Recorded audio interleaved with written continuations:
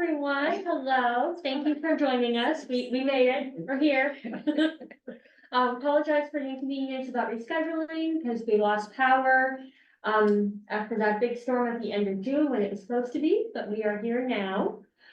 Just to let you know, and this is going to be recorded, so we can post it to our YouTube page because it gets little views here and there to help our staffs. That's what these little owls in the center of the room are doing. We also have 2 people joining us from home. So, you know, they're welcome to type in if they have any questions as well. Hi to people at home. All right. So we got plenty of snacks over there. We got coffee. I know it's really hot. And then we have also other drinks as well.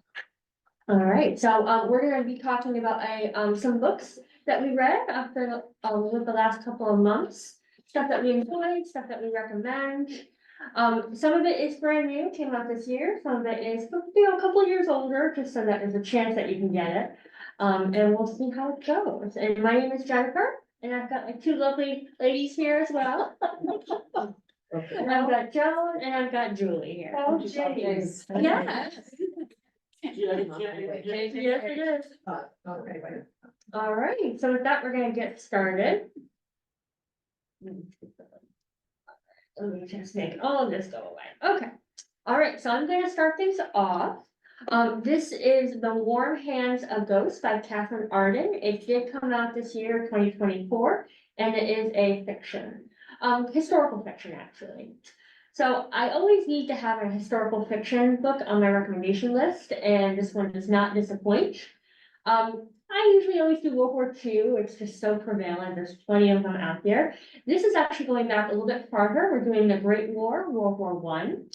It is historical fiction with a hint of supernatural, just a little taste of it. Hence the word ghosts in the title. And then in the trenches, of course, for World War I, how could the soldiers see anything but ghosts with all the horrors that they experienced?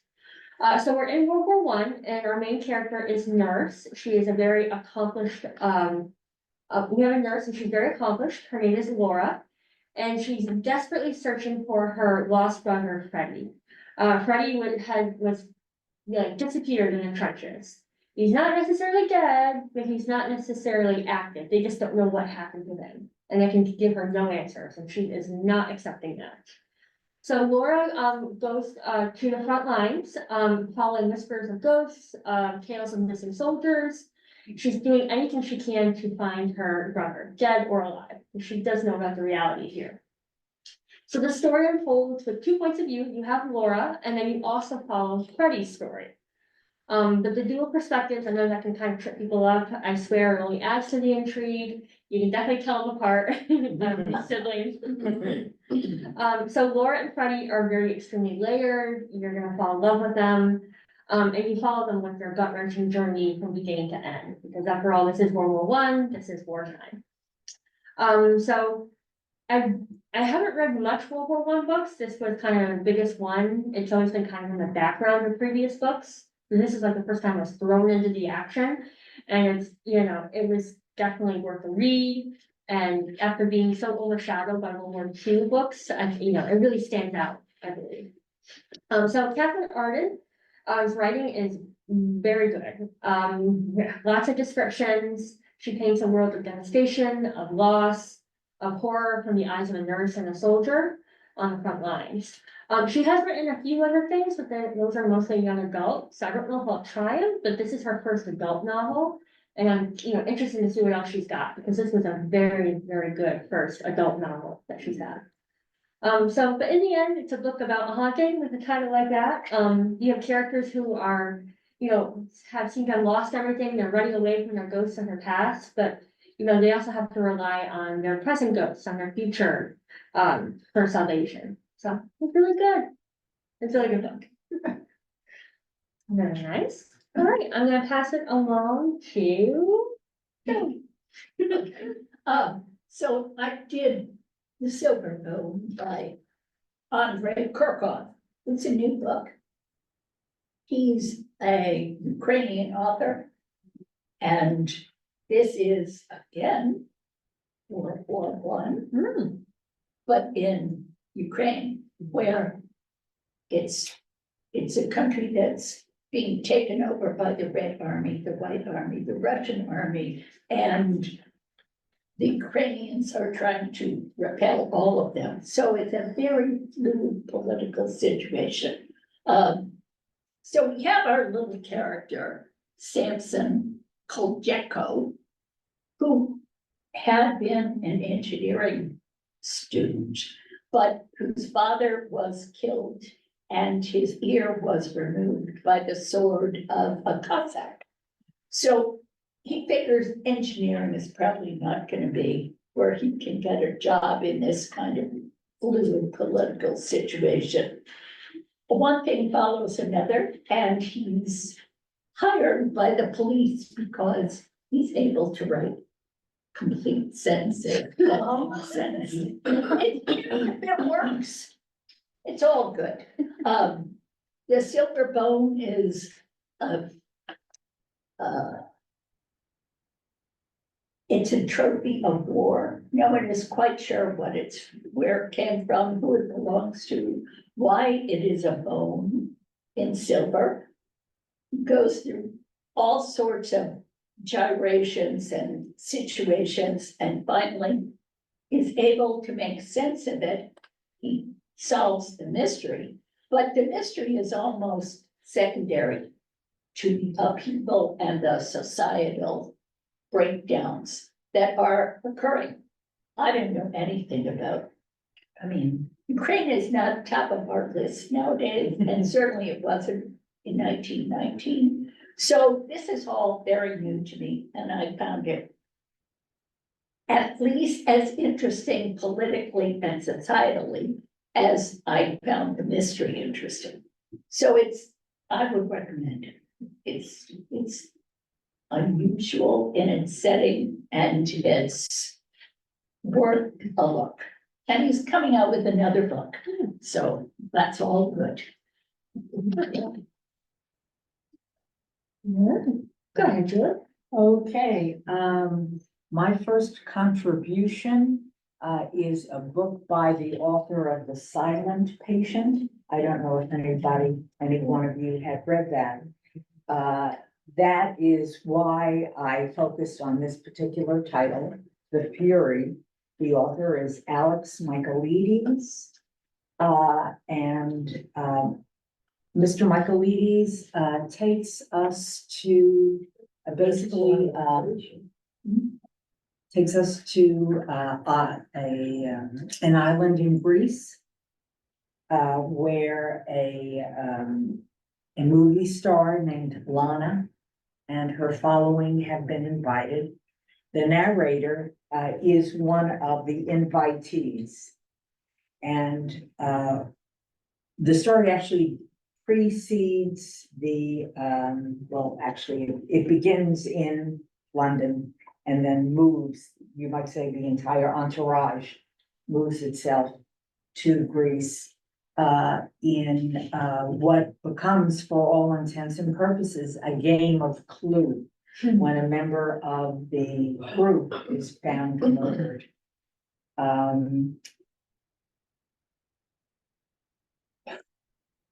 I want to recommend this with a caveat, if I may. Alex Michaelides did a phenomenal job in The Silent Patient, and that's why when his book The Fury came out, I made a beeline, for the shelf.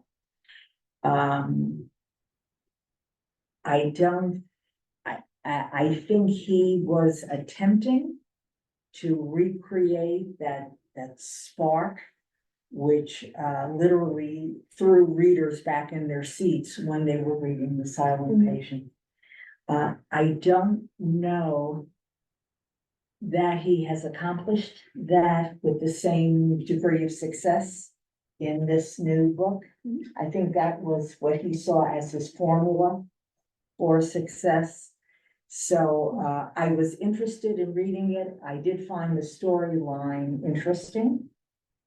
But it lacked the punch that The Silent Patient did. Can't all be winners. And I'm sorry to be Debbie Downer here. But, so that's The Fury by Alex Michaelides. Did you, is it like in the forties, fifties, sixties, modern?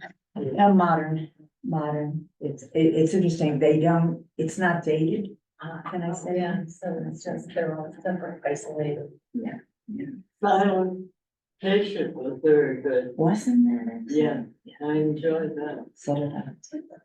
I think you would have felt differently about it if you had read this one before the first one. That's a good question.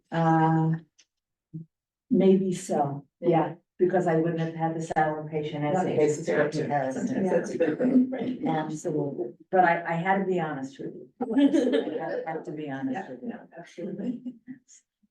Cool. All right, so back to me. So this is a fun one. So this is how to survive history, how to outrun a Tyrannosaurus, escape Pompeii, get off the Titanic, and survive the rest of history's deadliest catastrophes. This is by Cody Cassidy, came out last year, 2023, and it is nonfiction. So, I like my history and even my science books with some wit and some humor just to keep it engaging, because it can get pretty dry if you're reading nonfiction like that. So this takes the cake. It's very similar to my other favorite nonfiction writers, like Neil deGrasse Tyson writes very casually. Mary Roach's books has a very casual, popular science feel to it. And Randall Monroe does science nonfiction books with really makes it personal. So this one pretty good. I really enjoyed it. So he's Cody Cassidy writes very appealing way, very friendly voice. And here he highlights 15 of history's most deadliest events or most dangerous time periods. His angle is unique. It's a kind of history masquerading as a set of entertaining instructions, like a how-to kind of guide. The reader is plucked into the center of the action. Historical events come into full color. You're in the middle of Pompeii, you're on the deck of the Titanic, that kind of thing. And so you got the same sort of urgency that the people who were there would have felt. So not only do you get history lessons, but the kind of arms you with a handbook, with information that you can use today. What to do during an earthquake, where should you shelter? If you're on a sinking boat, what should you do? Life jacket and keep your head above water. If you're in the middle of a contagious plague, as we all know, maybe leave the city immediately. That kind of thing. So there's a lot here that will, satisfy your curiosity. If you like trivia, you'll get some good trivia information here as well. Like facts about hunting woolly mammoths, why the Titanic lacked enough lifeboats. Me and my Titanic obsession, I have a problem. It's okay. So all the topics have suitably well-known drama. Like you're gonna know what he's talking about. It's kind of that common sense kind of thing. And you kind of get like an adventure for each chapter, for each story. If you're a history enthusiast, this book is a must-read. Even if you're not, the book is so entertaining that the information you get will feel kind of like a, live or die advice that you might want to keep in the back of your mind. So it's a very well-informed guide. You're navigating through a bunch of historical situations, but never fear, you the reader will survive, no matter what. So it's a very fun and entertaining nonfiction read. Okay. Okay, but this is not. Not fun? Well, not entertaining. Absolution by Alice McDermott. It's Saigon in 1963, when we first began to send advisors, so-called independent advisors slash cronies for the military industrial complex, spooks, and the like, and they said to their wives, it's a long flight from Vietnam to anywhere in Kona, so you set up a little America in the middle of Vietnam because you're trying to promote the American way of life. Well, you have a really pretty naive young newlywed wife who is over there and she's literally, you get all these little tidbits from the people around her that if she were more clued in, would help her grasp the situation much sooner. She's taken under her wing by the wife of one of these advisors and kind of nudged into doing things she might not ordinarily do. She's loath to really commit to any of these activities, but is told that that's what you have to do in order to support your husband. It's all about supporting your husband. So she gets into various scrapes and is only able to get out of them because her husband's an American and an advisor. It's interesting, it's a little depressing. But we see this little newlywed many years later, talking to the child of the woman who mentored her. And they agreed that it was not the right thing to have done, but she was unaware and naive, and the daughter said, you know, this is what happens.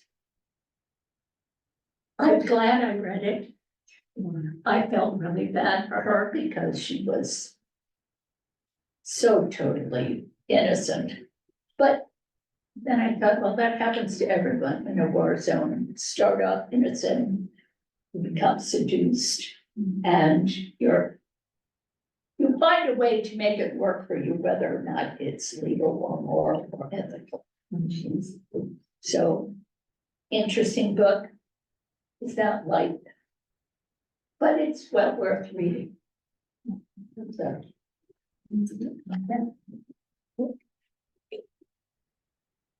Okay, very good. Some of you may, think that the name of the author is a little familiar. There is a phenomenal book. I'm not, talking about that particular title, but rather as an introduction to the author.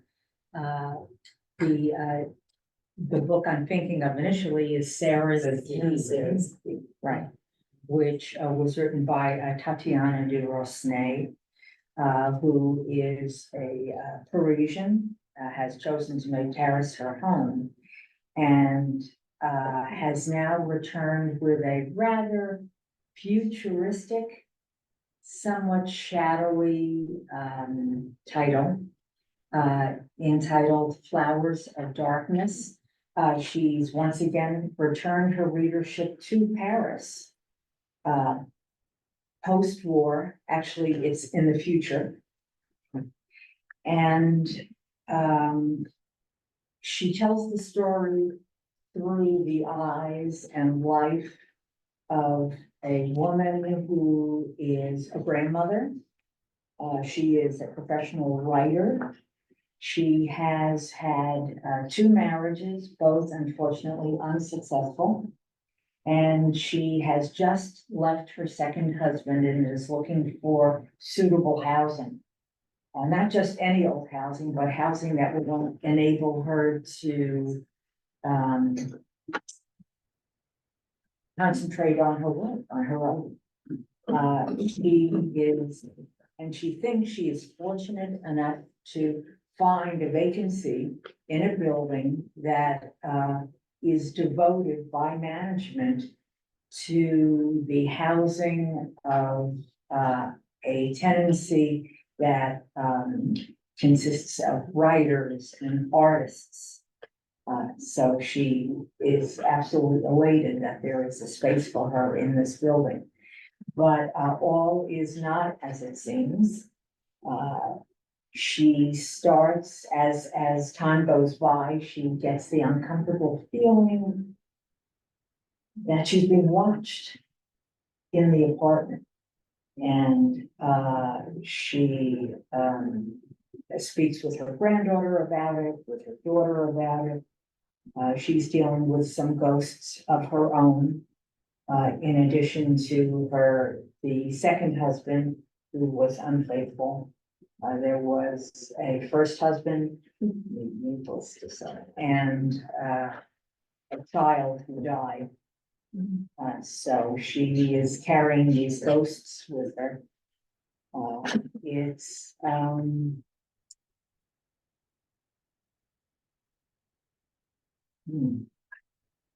me see, bear with me 1 second. Sure.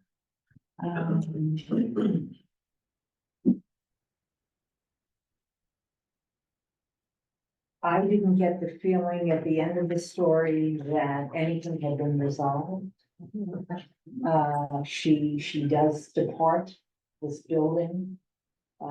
She seeks solace, albeit briefly, with I think her first husband. We're in Paris, I guess so. Having two spouses. And it's a side of Paris that one never would have imagined when reading Sarah's Kate. So this is futuristic. Okay. And that is Flowers. At the end of the list. Very different, yeah. Yeah. Okie dokie, cool. I know. Color. Okay, so back to me, this is The House in the Cerulean Sea by T.K. Klune. It's a bit of an older one, came out 4 years ago in 2020. It is fiction, but I would kind of call it fantasy as well. It's like the, magical realism, I guess you can kind of say. So this is a very colorful and cute book. If you need an escape from reality to while away some hours when it's really hot outside, maybe inside a story, this is a really good choice. Perfect choice. It is one of the best fantasy books of 2020. There's been a lot of hype around this book, and it's for very good reason. The House in the Cerulean Sea is a non-stop pleasure. It is unique. It's delightful, it's warm, it's charming, all of those lovely feelings that you get. The premise is simply heartwarming. You have a caseworker from the department in charge of natural youths. His name is Linus Baker. He is utterly unremarkable. If a person could be a color beige, it'd be him. He has his routines, he has his rules, and he always sticks to them, to all his folders and files when he's investigating orphanages, that house magical children, just go with it. And making everything is spick and span. Everything has to be by the book, children have to be great, good, all right, everything's clean, wonderful, all right, moving on. So when Linus is assigned to investigate an island orphanage for magical children being especially dangerous, they're very, we got some kids here that we gotta watch out for. His gray world locks and blossoms into color. There's something vital and wondrous about the magical children there. They're a riot, they're adorable, and just they're really a handful. It's great. So you've got the children, and then you've got their caregiver Arthur as well. So during this day, Linus becomes acutely aware that all the color that had been missing from his life, all the spontaneity, the fun, everything he was missing, he learns that what he can do to brighten his world back up, to really enjoy life again, with family, with love, with companionship. The novel is lively, it brims and bubbles with quirkiness, playful details. The dialogue is very witty, when you got kids, so it's, talk back to you, you got a lot of that. So it's witty and clever, and you'll fall in love with all the different kind of characters you got here. So if you're looking for a charming story to lift up your spirits, this is a really great one for you. Even better, there's a sequel out in September. So if you like it, another one right around the corner. So yeah, so this was a really, really nice pick. All right. Moving on to Phil. Okay. Mark DeCastro writes all sorts of mysteries. You have quite a collection. This one is like unlike his others. It's the story of an elderly woman in Washington, D.C., who owns a boarding house. She's lived there for a long time. She knows a lot of people. And her, double first cousin, twice removed. Cousin male who's at, I guess, Washington University, is staying at the boarding house with her. She looks like an inoffensive elderly person. It pains me to make that statement. Anyway, but someone is shot outside her boarding house. And instead of being aghast and swooning, she goes, okay, we'll take the photograph and make sure everything's here. Don't tell him anything. Check this out. Go check him into his room. Just call as soon as you've done all these things. So it's a nice little story about a woman who is not what she seems. And her second cousin, twice removed, student lodger relative, is there supporting her, right behind her, giving her all the help she needs, even though he has no clue what's going on. It's a nice, I love this story. It wasn't onerous, didn't make me depressed. It wasn't graphic. I thought, oh, I could read lots of these books because they're like, it wasn't fluffy. I mean, it was an interesting premise, but it wasn't, the mob comes and dismembers you. It was fun. So if you're in the mood for something light and fun, Secret Lives is a good one to go for. Because it's not what you expect. Good. Okay, yes, okay. I'm going to address two books that I read, and you'll understand why as I continue on here. They're both nonfiction. One is The World According to Joan Didion by Evelyn McDonald, and the other is a book written by Joan Didion. She is an author who, I'll be honest, intimidated me when I first was looking at books she had written. She seemed to me initially to be rather aloof and otherworldly on the celebrity side of authordom. But I found that pairing a biography with an autobiography was really a good way to get to know a human being, because you're hearing her describe, for example, let's see. You're hearing her describe the illness of her adopted daughter. It's one thing to read about it, it's another thing for you to hear it through her words. It's, I'd say, in the biography that is written by Evelyn McDonald, The World According to Joan Didion, you're learning the comings and goings of the writer, of her husband, John Donne, also a writer, and their adopted daughter.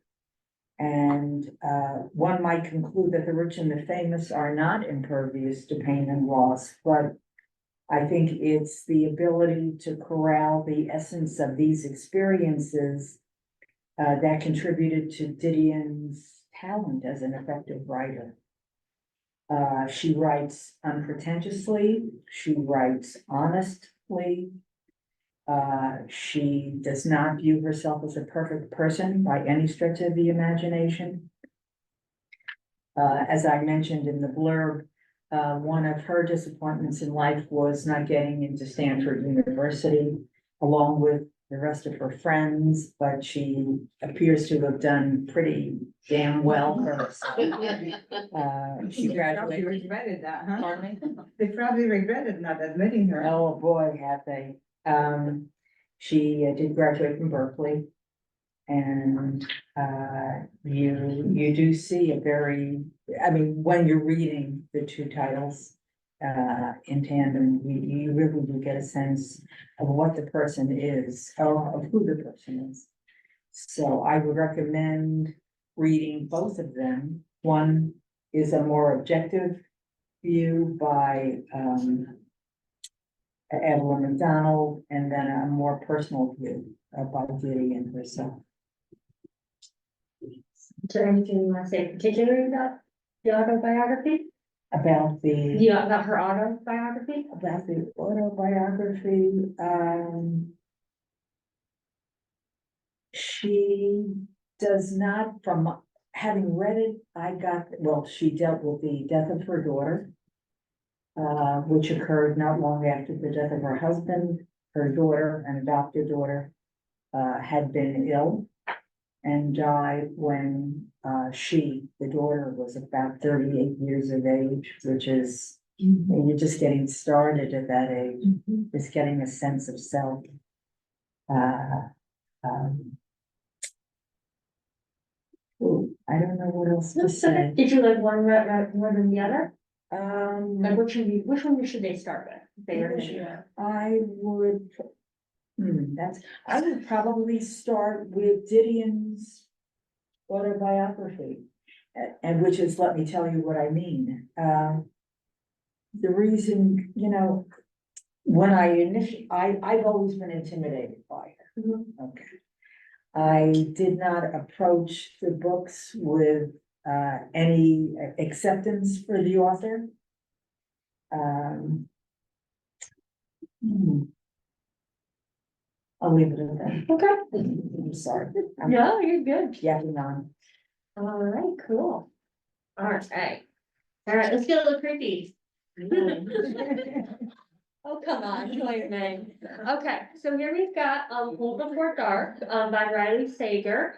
It is fiction, and it came out in 2020. So I was first introduced to Riley Sager from his hit novel from last year, The Only One Left. I really enjoyed that, and I knew immediately I needed to read all of his other novels. Thank goodness he has a big back catalog for me to go through. He does have a brand new book out as well, called Middle of the Night, just came out this year. But I was unable to get my hands on it, so I had to go back for it. Cause I have it. Oh, that's why. I put my name on hold as soon as I saw that it was gonna be coming out. I gotta be patient, I have to wait, it's okay. So I went a couple years back and 2020, and we got Home Before Dark. And for those who have either read the book or watched the TV series, it has really good Haunting of Hill House vibes. You get that one. So we're talking a little bit of creepiness, horror, but a lot of family drama. It's all about the family drama in this book. So here we've got, Home Before Dark. So upon the death of her father, Maggie Holt is shocked to discover she has just inherited a big, old, crumbling mansion called Bainbury Hall. It's an allegedly haunted mansion her family abandoned some decades earlier. So her family, her mother and father, and her quite literally flee in the middle of the night, from this place, and they refuse to ever return to the property. However, that does not stop her father from publishing best-selling, supposedly true story of her time in the haunted house. As one does, it's all about the money. You can make a good book off of it, sure. But for Maggie's part, she was a very young child. She remembers nothing sinister about the house at all. Doesn't believe a word of what her father wrote. After all, ghosts aren't real. It was all for the money. But as soon as Maggie returns to the house, she realizes that maybe not everything that her father wrote in the book was a lie. There's a little bit of truth to it. The longer she stays in the house. The book alternates between Maggie's perspective and then full chapters from her father's novel. It's kind of cool how Sager plays with that. It's kind of like a call and response to the questions and the intrigue you have. Like something happens to Maggie, and then you might get the answer with the next chapter of her father's book, and then vice versa, where you have something that comes up in the chapter, and then go back to Maggie, and Maggie kind of gives another perspective of it. So it's a very good call and response. That's really nice. I do love a good book within a book, kind of deal with it. So if you haven't read anything by Sager yet, and enjoy a maybe sort of haunted house kind of thing, I recommend giving this one a shot. It's more of a thriller than a horror story, I promise. It's more of a thriller mystery vibe to it. And the ending will definitely surprise you, as we all like to say. Alright, awesome. So that's Home Before Dark. You said that, is it boring? No, Okay. no, It's gory. no, it's kind of just like kind of creepy, sounds, noises, what's that kind of thing. No, no more. Okay. Do we want to take a break and get a snack? Yeah, just like, Let's do that. Do you want to get a snack? They're like, everyone gets snacks, please, we can't take it all home with us. Next? Yeah. Okay.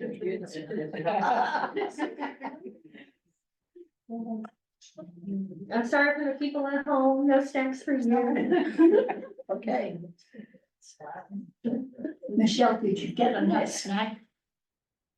First thing I was salad. Oh, you're so Good. I'm salad. He goes to my first one, didn't he? No. And that was very good. Did you want it? No, I just. Yeah. Do you want some water, Carol? You came in late, you want me to get you some water? How are you doing? You want some ice water? I'm good, thanks. And the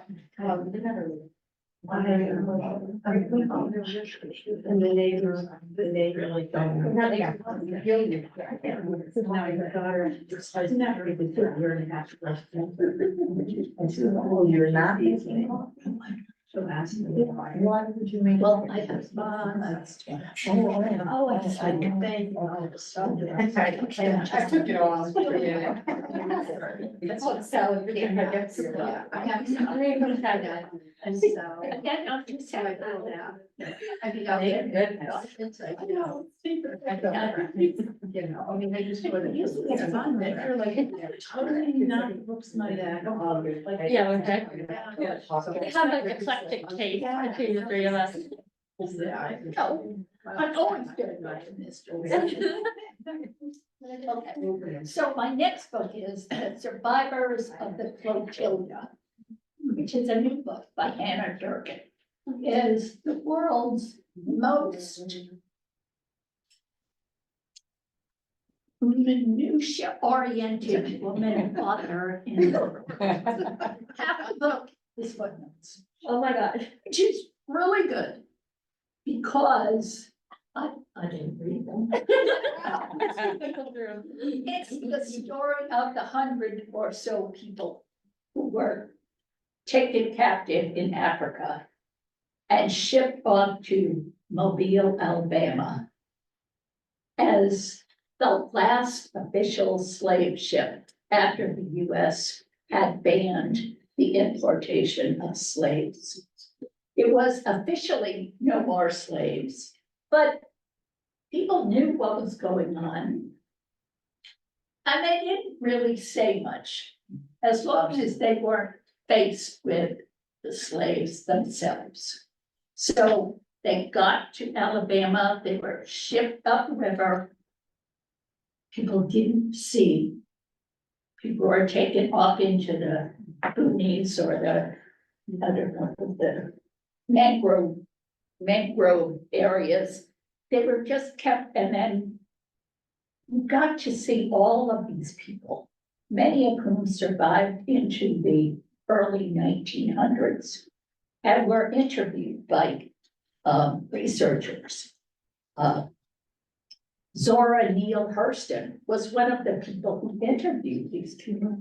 She wrote about them. So you have a real sense of these were real people. They're not just, it's not just academic. There were, 37 men and 22 children and so many adult women and grandparents, whatever. But you have a real sense of them as people, and they spoke to the researchers and described their early life in Africa, their early life in America, and what it was like.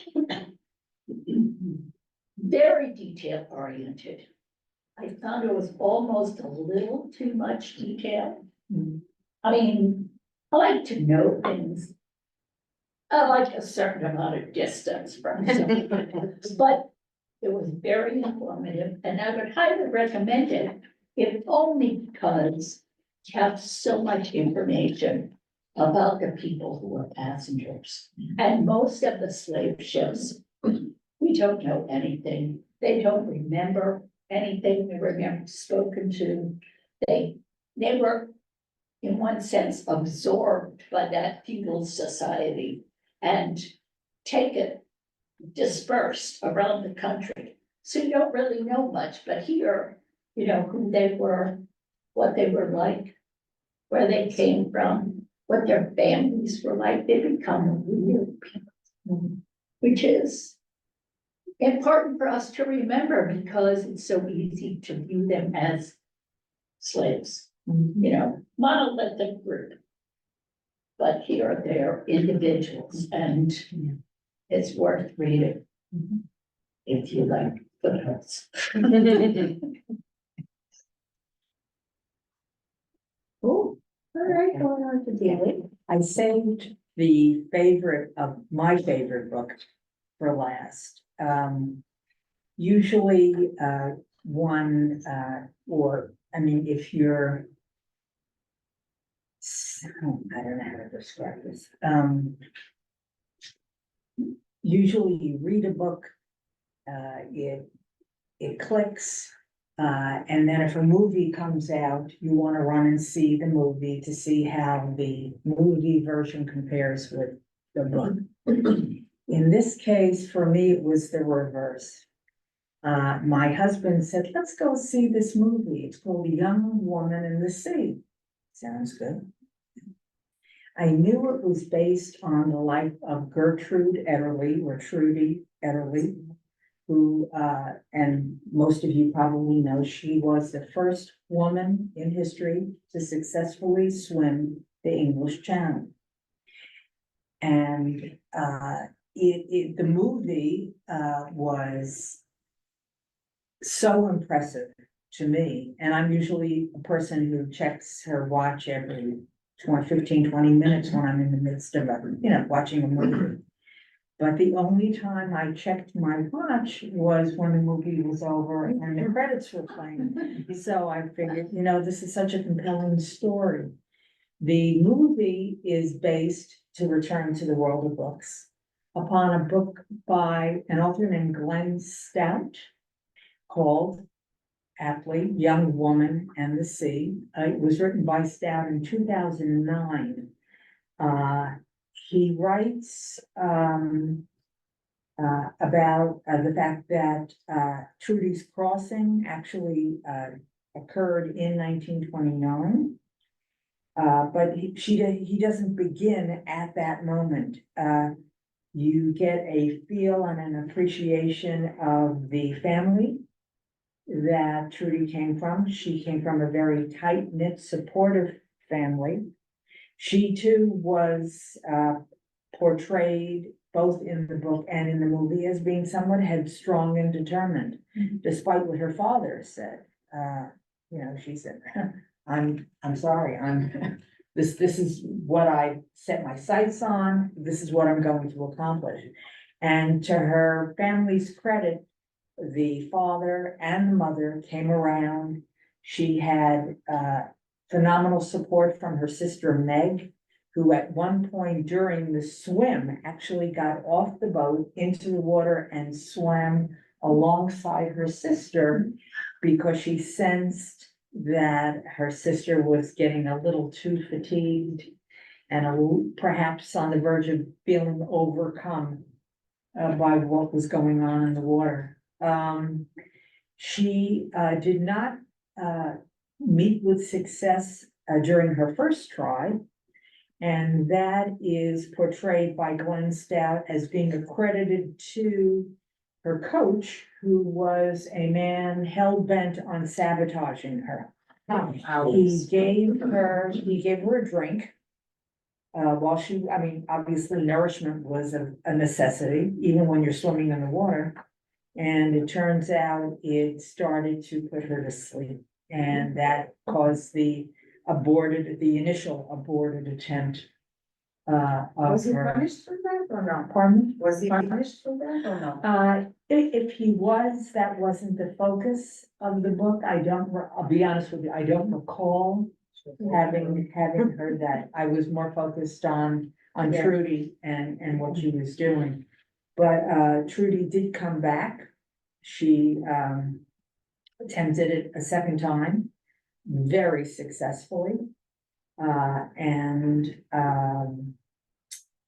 I should mention that there was an organization that can take some credit for Trudy's commitment to swimming, and that was the Women's Swimming Association, which at the time, in the early 1900s, was very unique because it took swimming seriously for women in much the way that men swam successfully. Trudy she was so fine a swimmer. I should mention, and this is a major part of her swimming history, she competed in the Olympics, in the World Olympics. And let's see here. Yes, the American crawl was her strongest, stroke. Yeah, thank you. The water became basically her happy place. And, she became a master of the American crawl. I should see. I'm just checking here. I want to make sure I didn't leave anything out. Yeah, at age 19, she made history when she crossed the channel. 19 years of age on August 6th of 1926. And benefited from the acclaim and the popularity. But even that tends with time to kind of recede into the background. So I have to most strongly endorse The Young Woman and the Sea. This is by far, I think, of all the books on my list of 5, this is my favorite. Yeah, and that's it. No, we're gonna go back to you. I'm gonna finish it up. Oh. I'm closing. The Pregnant Women of Ardmore House by Brandy Shillings, another mystery. No. A neuro. Yeah, oh, well, okay, neurodivergent young woman, i.e. autistic or of some sort, inherits a house in Yorkshire. And she goes, and she's prepared to live there. And no one really wants to live there. Everyone they have a use for her house. The attorney is charging the estate money to look after the house and pay the caretaker. The caretaker has other plans for the house that he is not interested in having some wretched American spoil his plans. But unfortunately, the caretaker is killed. So she has gone into the house, checked it out, sees a framed portrait that's been hidden behind a dresser. And the next time she goes in, it's not there. No one says, oh, yeah, it must have been stolen. They said he must be wrong. Okay, she's not. It makes a great mystery. She's not your average leading character, because she has a slightly different point of view about everything, which is, again, kind of a nice change. She doesn't do what anyone expects. but it all makes sense to her, and if you just stand back, she'll be happy. And they don't stand back, but she just proceeds forward and gets done what she needs to do. That's a really lovely thing to watch. Anyway, that's my final mystery, and I highly recommend it. All right, we're gonna end on another mystery. Okay, so for our last one, I've got The Last Murder at the End of the World, by Stuart Turton. It did come out this year in 2024. It is a mystery. Oh boy, is it a weird one. It's really weird. Here we go. I guarantee this will be the strangest murder mystery you will read all year. Very strange, but it's good. So I picked this one up because, Stuart Turton wrote The 7.5 Deaths of Evelyn, Hardcastle in 2018. That was the time where like using names and numbers and titles was all the rage. So that one was a wild mystery thriller. I really enjoyed it. It was like a combination of like Groundhog Day and, Clue. It was really cool, really cool. So I was like, okay, I really enjoyed that. He's got a new one out. The cover's kind of interesting. Let's see how we go. And he didn't really disappoint. He did a very good job of a new twist on a mystery. So here we go. So readers are plunged into a gripping whodunit set against the backdrop of a post-apocalypse, oh my God, I can't say that word. Okay. Thank you, world. So we got a very different setting kind of thing.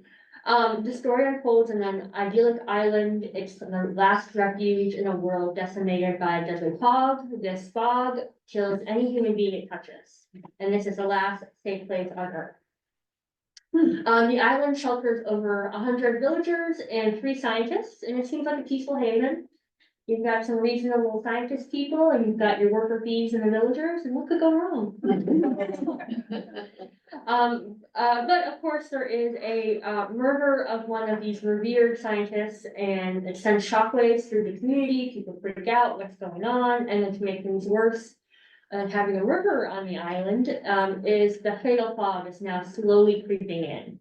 And then villagers must unravel the mystery to stop the approaching fog from swallowing everything intact and to survive. The chapters are very short. They're addictive. It adds to the urgency of what's going on. You feel that clock ticking as the chapters go on, and you're propelled through the story. It's not just a murder mystery. It's a survival tale. You got a little psychological thriller because when you put people trapped somewhere, you got the humanity comes out amongst all. And you've got also human fear of what people do to save themselves and to save the people they love. It's a wonderfully twisty dystopian science fiction that has like a procedural murder feel to it as well. So if you're looking for a challenging mystery, this is a challenging mystery, people. This is your choice for the summer. It's not fluff. It's kind of like a hairy, this is gonna make you think kind of mystery as well. So it was fun. It was surprising and weird and fun. But yeah, all right, cool. So that was our 15 recommendations. If you guys have any questions, we're happy to take them. Otherwise, people at home, we've got Gail. She has some recommendations for us all as well. Gail will read them out. Gail recommends Miss Morgan's Book Brigade, Praise Song for Kitchen Ghosts, The Underground Library, The Little Wartime Library, I'm sensing a theme here, and the Wartime Book Club. Also the First Ladies, Eleanor Roosevelt and her African American best friend, also African American Connecticut. I don't know, so we'll have to take a look at that as well. But yeah, any questions right now? Otherwise, thank you all for coming. Thank you. Thank you. We have some books, if you're interested in anything, maybe you can grab back there, you can check them out. Otherwise, we can want to put something on hold. And please take food home. Please.